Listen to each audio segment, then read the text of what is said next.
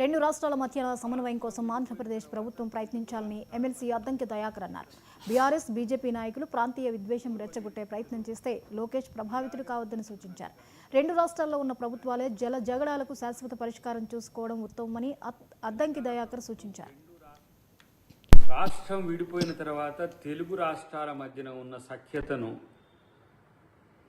ఓర్వలేని స్థితిలో BRS చేస్తున్నట్టుగానే Telugu Desam party నాయకులు కూడా చేయొద్దనేది మా యొక్క కోరిక.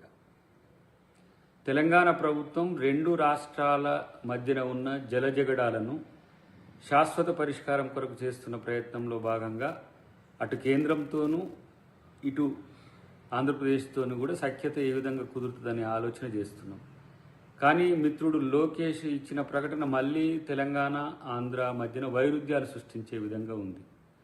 మరి కేటీఆర్ ఏమన్నా కలిసి చెప్పిన అంశాల్లో ఆంధ్ర సెంటిమెంట్ను రెచ్చగొట్టమని ఏమైనా చెప్పిండా తెలియదు. కానీ ఇక్కడ టీఆర్ఎస్ అదే చేస్తున్నది.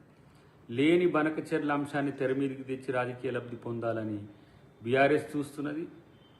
విషయం సద్దుమణిగి ఇరు రాష్ట్రాల మధ్యన సఖ్యత కుదిరే సమయంలో లోకేష్ ప్రకటన ఏ విధంగా చూడాలనేది ఇరు రాష్ట్రాల ప్రజలకు కొంత సందిగ్ధత ఉంటుంది.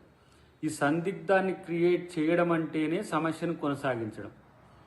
సో ఇక్కడ అంతర్జాతీయ జల వివాదాల సమస్య ఉంది, రాష్ట్రంలో ఉండే జల వివాదాల సమస్య ఉంది, రాష్ట్రాల మధ్యన ఉండే జల వివాదాల సమస్యలు ఉంటాయి. వాటిని పరిష్కరించుకునేందుకు చట్టాలు ఉన్నాయి, అంతకు మించి సిడబ్ల్యూసి ఉంది, ఇంకా కొన్ని ప్రమాణాలతో కూడిన చర్చలు చేసుకునే అవకాశం కూడా లేకపోలేదు.